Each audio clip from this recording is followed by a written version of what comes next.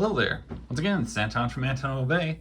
And a while back, I stopped at a comic collectible show, went through the dollar bins and pulled out some stuff. And this is more of that. So he had a lot of Dynamite titles, and I'm kind of about half fan of both of these. I used to have a ton of Vampirella stuff. I have almost none of it now. And I used to have quite a bit of Red Sonja, and I also have none of it now. So I picked up these. This is a Vampirella versus Red Sonja.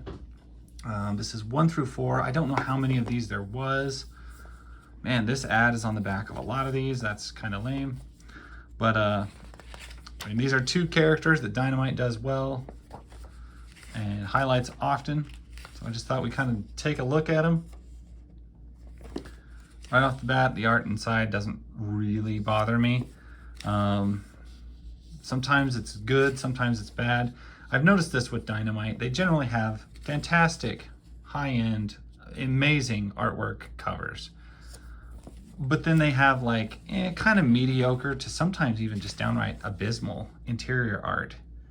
That's just like, I mean, like the most budget they could probably get. Not a lot of pencil work, broad colors, and this is not terrible, but I've seen, you know, considerably better. But looks like Vampirella is rocking a little bit of a more futuristic, I guess, outfit here. I don't know what to call that.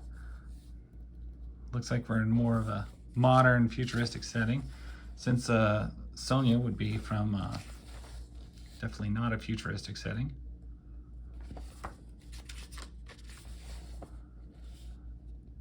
Unless that is Sonja, in which case, you know, this is a vastly different outfit than I'm used to her seeing in. There's your cover galleries. This is one thing they always do. They have so many different variant covers. Just want to make sure you can find all of them. And I understand it. You know, you got one book, you need to make more money off of it. You can put out some variant covers. I do think they overdo it quite a bit. It just gets a little monotonous because, I mean, you essentially are buying the same comic over and over again, which, you know, it's kind of like repainted action figures. It's the same figure over and over again. You're just painting, you're buying a different paint color or a different version on it.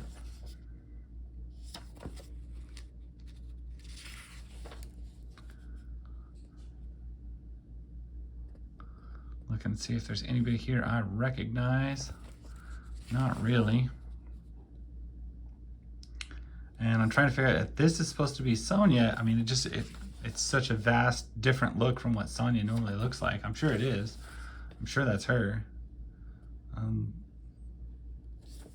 It just seems weird. It's like, okay, why would you put her traditional costume on the cover if you weren't going to put her either one's traditional costume inside the book? Although I must say, I like that. I like that a lot better than her normal weird like V-top thing. I always kind of hated that. I do like that. The full black sleeves, the red cuffs, that actually looks really cool. They could keep that as far as I'm concerned.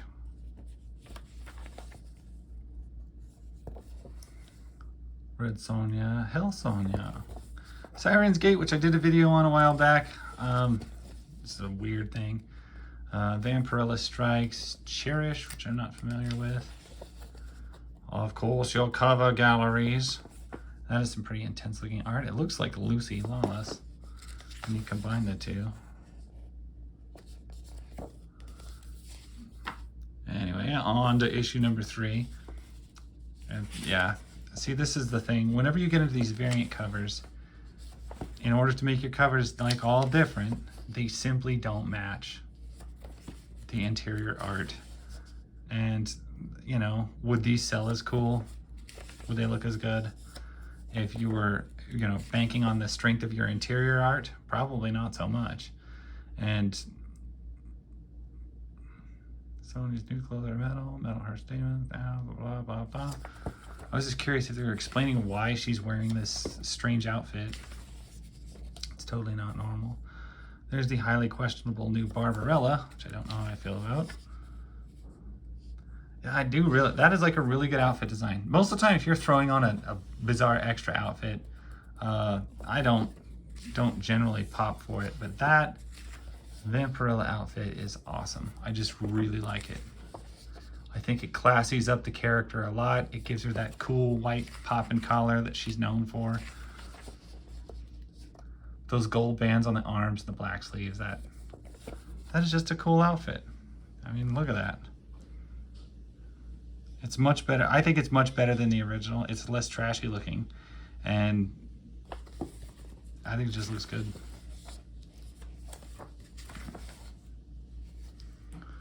Purgatory must die, and so will cherish. Vampirella strikes, and you got a whole bunch more covers or your variant cover galleries. It's kind of odd. There's nowhere to like order these or anything in here. They're just showing you that they're there. So many of them. Throw those back up there. And I don't know how many of these there went. I just know that all they had was issue 1 through 4, so that's what I grabbed. Oh, hey, I know that guy. Some of these background characters are actually look extremely familiar. I don't know that they are supposed to be anyone in particular, but a lot of these look like old heroic graphics characters that I am familiar with. So.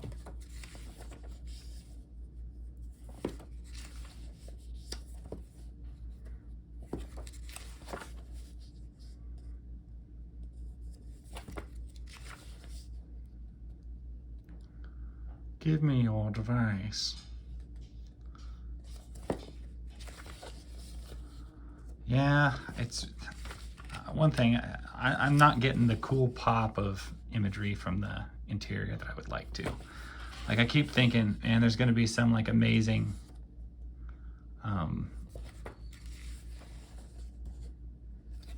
Rocket Man, Rocket Girl. I keep thinking there's going to be like an amazing big shot, you know, something like this. Okay, yeah, it's Vampirella, but that's an amazing big page. And so far, nowhere in the series have we had an amazing big open spread shot. I would say the covers are great, but the art inside was really disappointing. And you got one Linzer cover, which, you know, gotta love Linzer covers. Everything else is kind of meh. And I would say overall, the art all the way around was kind of meh. I don't really like to like sag like that on something, but these were pretty disappointing. Covers are good. Inside is rather forgettable. I didn't have any like really dynamic or anything that really popped at me, and so that's disappointing, but it is what it is. It's a book and issue, so I can't really complain too much. But yeah, if you're really into these, you're going to be more into them for the covers than the interior art. It's pretty meh, and I can't get a real good sense of the story just by flipping through them. But this one left me kind of lukewarm, I'm gonna be honest. Anyway, that's my thoughts on it. Still worth the $4, and I'd have picked it up anyway, but could have been more intriguing inside. So anyway, that's my story. I appreciate you guys watching. Thank you so much, and I will catch you guys later. Bye.